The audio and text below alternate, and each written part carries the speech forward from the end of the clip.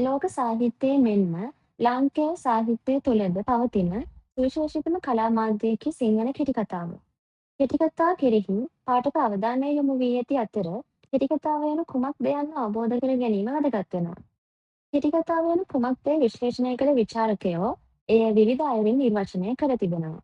මේ පිළිබඳ මතවාද ඉදිරිපත් කළ පුද්ගලයින් අතර පෙරාපෙර දෙදිග විචාරකයන්, පඬිවරුන් හා විවිධ චින්තකයන් මෙන්ම සාහිත්‍යවේදීන් නිර්වචන ඉදිරිපත් කර තිබෙනවා. චරිත නිරූපණය කෙටි කතාවේ ජීවයයි, පරමාර්ථයයි. එහි අවශේෂ අංග සෑම එකක්ම චරිත නිරූපණය මත පදනම් වී සැකසෙයි. යනුවෙන් මහාචාර්ය නන්දසේන රත්නපාලගේ කෙටිකතා විචාර මූලධර්ම කෘතියෙහි සඳහන් වෙනවා. විශ්වීය සාහිත්‍යය තුළ ඇන්ටන් චෙකොෆ් විසින් කෙටිකතාව යනු ජීවිතයෙන් පෙත්තක් නිරූපිත කලා මාධ්‍යයි යනුවෙන් කෙටිකතාව යන්න නිර්වචනය කර තිබෙනවා. චරිත සමූහයක් හෝ චරිතාංගයක් හෝ යම් උද්වේගකර අවස්ථාවක් විවරණය කෙරෙන සිද්ධි ගැලපීමෙන් සුළුවෙන් හෝ කතා ප්‍රවෘත්තියක් ප්‍රකාශ කරන්නා වූ බන්ධ විශේෂයක් වශයෙන් කෙටිකතාවට හිමිවන්නේ සුවිශේෂී ස්ථානයක්. එරික් කිලියප්පාරච්චි නවකතාකරුවෙකු, කෙටිකතාකරුවෙකු, කවියෙකු මෙන්ම හෙතෙම සාහිත්‍ය හා කලා විචාරකයෙකුද වෙනවා. ඔහු ලාංකේය ලේඛකයන් අතර නූතනයි.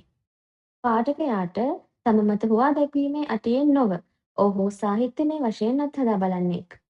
2024 වර්ෂයේ එනම් පසුගිය වසරේදී ප්‍රකාශයට පත් එරික් ඉලයප්පාරච්චිගේ මහජන ෆාමසිය කෙටිකතා සංග්‍රහය 2025 වර්ෂයේ රජත පුස්තක සම්මාන සඳහාත් විද්‍යෝදය සාහිත්‍ය සම්මානය සඳහාත් නිර්දේශ වූ ග්‍රන්ථයක්. කෙටිකතා කාණ්ඩයේ වසරේ විශිෂ්ටතම කෙටිකතා සංග්‍රහය ලෙස විද්‍යෝදය සාහිත්‍ය සම්මානයට පාත්‍ර වුණේ එරික් ඉලයප්පාරච්චිගේ මහජන ෆාමසිය කෙටිකතා සංග්‍රහයයි. අප සමාජයේ විවිධ පැතිකඩ විස්තර කෙරෙන කෙටිකතා 13ක එකතුවක් ලෙසින් මෙම කෙටිකතා සංග්‍රහය ප්‍රකාශිතයි. මෙහි ඇතුළත් වන මහජන ෆාමසිය කෙටිකතාව පිළිබඳ විවරණයක් එමගින් ඉදිරිපත් කෙරෙනවා. එරික් කිලියප්පාරච්චිගේ මහජන ෆාමසිය කෙටිකතා සංග්‍රහයේ ඇතුළත් මහජන ෆාමසිය කෙටිකතාව පිළිබඳ විමසීමේදී එමගින් වත්මන් සමාජයෙහි ඇලී ගැලී පවත්නා වූ සමාජ යථාර්ථයන් ගම්‍යමාන කරනවා.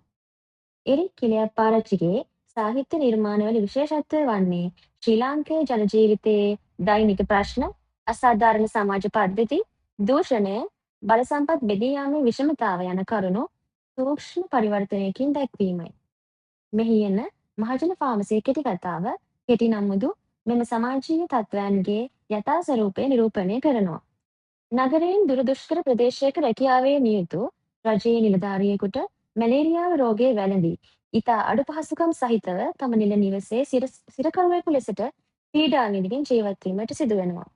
ඔහුට ඇවිදීමට හෝ තනිවම තමන්ගේ ශරීර කෘත්‍යයන් කර ගැනීමට පවා හැකියාවක් නැත.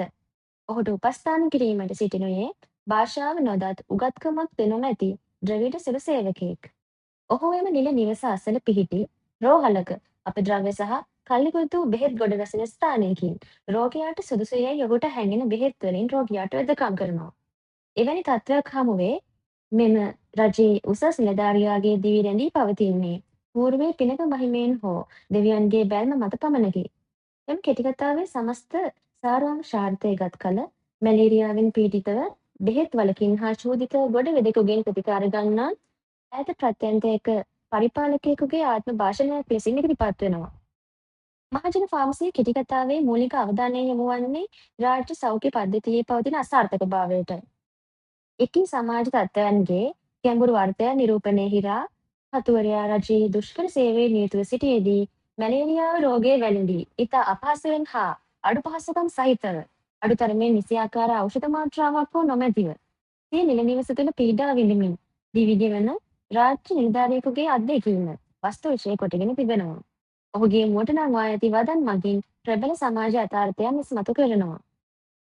උසස් සම්මත රැකියාවක් කළ විටත් මා මේ තරම් අවාසනාවන්තයෙකු වුණේ ඇයි? යනුවෙන් කතකයා තමාගෙන්ම විමසා සිටී. මම කොළඹින් පමණක් නොව එහි ප්‍රත්‍යන්තයෙන්ද දුරස් මිල නිවාසයක අවුල්වුණු ඇඳක් මත්තින ගණනක් වැතිර සිටිමිනි.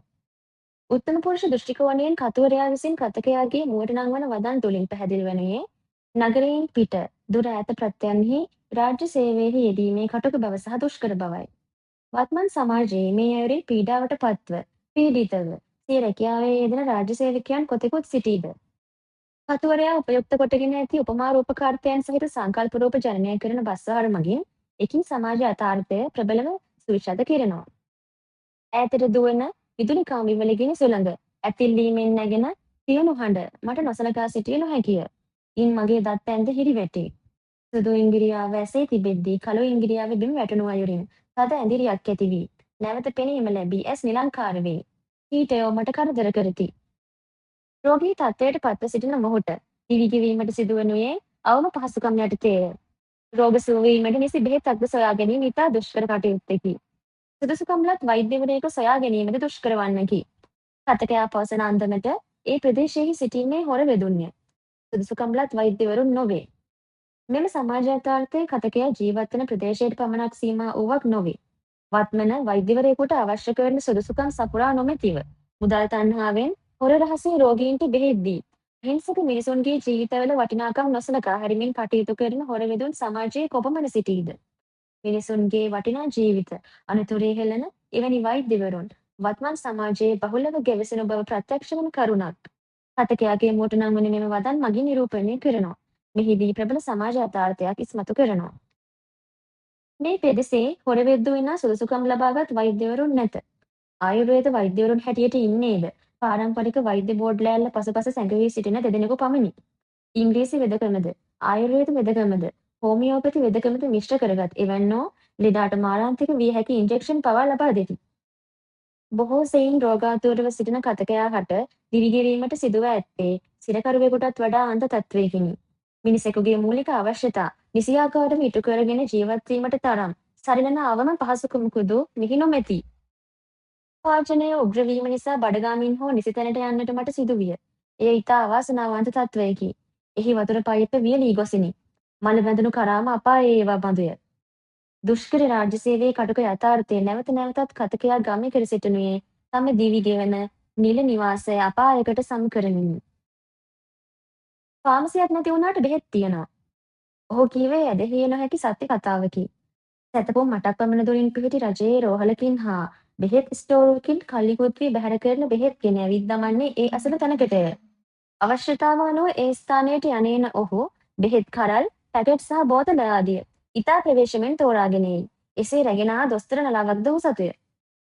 හොර විද්දු හොර රහසේම ස්වකීය අභිරුචිය පරිදි බෙහෙත් තෝරාගෙන මේ කිසිවක් නොදැන තමා වෙත රෝග සුවය පතා පැමිණෙන අහිංසක රෝගීන්ගේ ජීවිත අනතුරේ හෙළති. මෙවැනි අසාධාරණ ක්‍රියා හමුවේ නීතිය නිසියාකාරව ක්‍රියා කරන සයත්තු දක්නට නොමැති. ඒ බැව් කෙටි කතාව තුළද අන්තර්ගත කර තිබේ. පිරට තුවායකින් මා පිස දැමූ ඔහු අවංක පාපොච්චාරණයක යෙදීමින් හෙළි කළේ මගේ පූර්වගාමියාගේ මරණය සම්බන්ධයෙන් සැකකට ඔහු දෙමාසයක් රිමාන්ඩ් භාරයේ සිට පැමිණ ඇති බවය. තවමත් ඔහු සේවයේ පිහිටුවා නැත. ඔහු වෙනුවට තව කෙනෙකුද පැමිණ නැත. මෙසේ ප්‍රබල වූත් පොදු වූත් සමාජ යථාර්ථයන් මහජන ෆාමසියේ කෙටි කතාව තුළින් කතුවරයා ඉස්මතු කර දක්වයි. සමාජය සහ සාහිත්‍යය අතර පවතිනුයේ අවියෝජනීය සම්බන්ධතාවකි. සාහිත්‍යය නම් සමාජයෙන් පිළිබිඹුවකැයි පැවසිය හැකිය. මෙම සාහිත්‍ය නිර්මාණය ඔස්සේ කෙටි කතාකරුවා සමාජය සමඟ සදාකාලික සංවාදයක නියැලේ. ඒ අනුව සමාජයත් සාහිත්‍යයත් අතර පවතින සබඳතාවෙහි ස්වරූපය නන්විධ මතවාද සහ සමාජ ප්‍රවේශ ඔස්සේ විවරණය කරනු ලබනවා. සමාජයේ සාහිත්‍ය අධ්‍යයන විෂයික මූලධර්ම ඔස්සේ ප්‍රබල සමාජ යථාර්ථය නිරූපණය කර ඇති අයුරු මෙම කෙටි කතාව තුළින් විශද වේ.